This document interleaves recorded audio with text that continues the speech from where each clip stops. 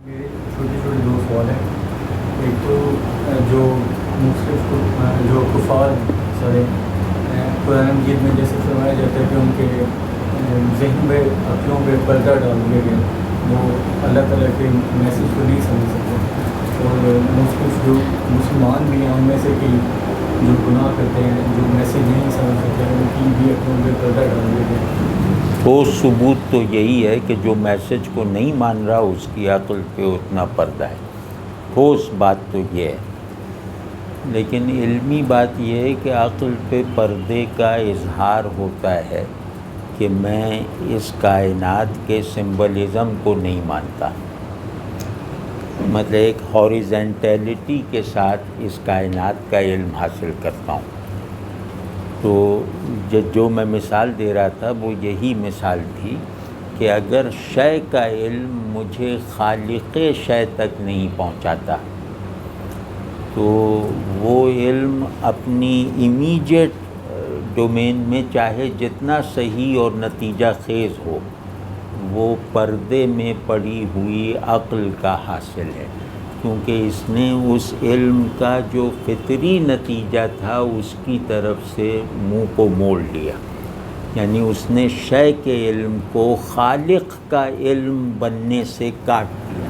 میں یہ سمجھتا ہوں مطلب کہ خدا کو ماننا ایک چیز ہے اور خدا کو نہ مان سکنا یہ عذر ہے. تو یہ تو ہم بالکل ڈیٹیچمنٹ کی حالت میں اس طرح کے حکم لگائے جا رہے ہیں نا کہ عقل ہے تو وہ یہیں تک پہنچے گی، یہ ضرور کرے گی، لیکن حالات کا جبر، حالات کا دباؤ ایسا ہوتا ہے. ماحول، میری تربیت کس ماحول میں ہوئی ہے، تو ایسا ہو سکتا ہے کہ ایک آدمی صاحب عقل ہو، برا بھی نہیں ہے، ارادہ بھی انکار کا نہیں ہے، لیکن یہ کہ وہ خدا کو ماننے کے جو مظاہر اور نتائج دیکھتا ہے اس کی روشنی میں وہ خدا کو نہ ماننے میں عافیت محسوس کرتا ہے. تو یہ ہوتا ہے خدا کو نہ مان سکنا ارادہ انکار کے بغیر. تو یہ عذر ہے. میری رائے میں ایسے لوگوں پر اللہ سخت نظر نہیں ڈالے گا.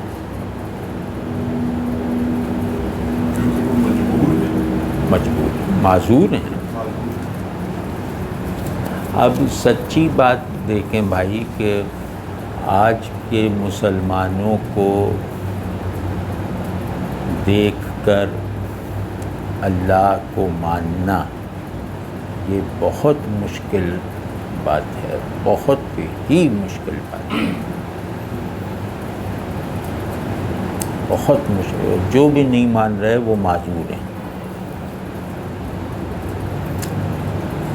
یا یہ کہ مذہبی ڈسکورس کی جو ذہنی پسماندگی ہے اس کو دیکھتا ہے کہ جو بھی عالم ہے وہ بہت سطح سے گری ہوئی بات کر رہا ہے، توحید کے بالکل عامیانہ دلائل دے رہا ہے، ٹھیک ہے، اور اس کا ذہن چھوٹا ذہن ہے.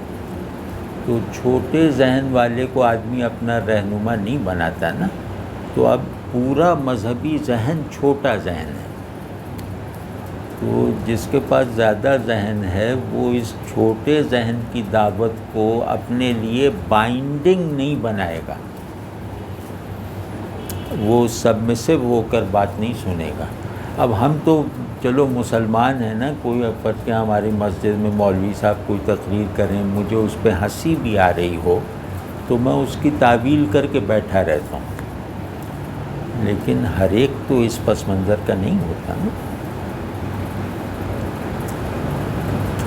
کہ کچھ مطلب کہاں پہنچا دیا ہے کہ سب پہلے یہ ہوتا ہے کہ عالم تھوڑا سا بگڑے تو متکلم پیدا ہو گئے کہ جو ذرا اونچے درجے کا ذہن رکھتے ہیں ان کو لیے بھی دین کو پرکشش رکھا جائے.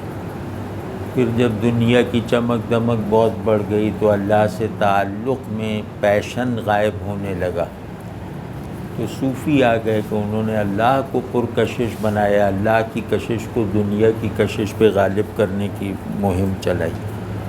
وہ آ گئے، ان کا کلام بھی اس کے اپنے مقصد سے مطابق افیکٹیویٹی رکھتا تھا. لیکن اب کیا ہے، اب کچھ بھی ہمارے پاس نہیں ہے نا دکھانے کو کہ دیکھو ہمارا اللہ اتنا جمیل ہے، ہمارے رسول اللہ صلی اللہ علیہ وسلم اتنے مکمل آدمی ہیں.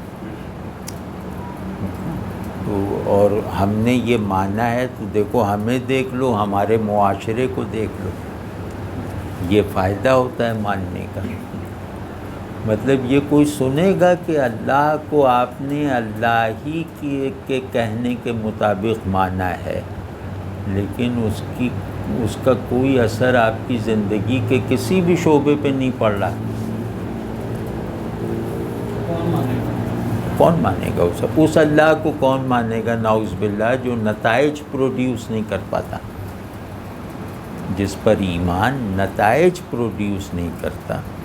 تو ہم نے ہر چیز آخرت پہ ڈال دی. ہمارا پورا سودا ادھار کا سودا ہے کہ ہم قیمت نقد مان رہے ہیں، مال ہمارا ادھار ہے. مطلب کہہ رہے ہیں کہ بعد میں لے لینا، قیمت ابھی تو. قیمت کیا دینی کہ ٹوٹل سرنڈر کرو.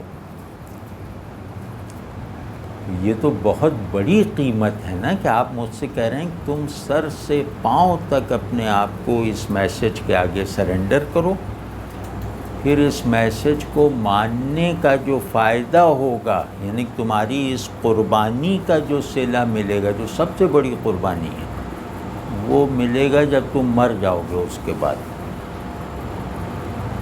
یہ کون سنے گا؟ ورنہ مذہب اخلاقی حقیقت ہے نا.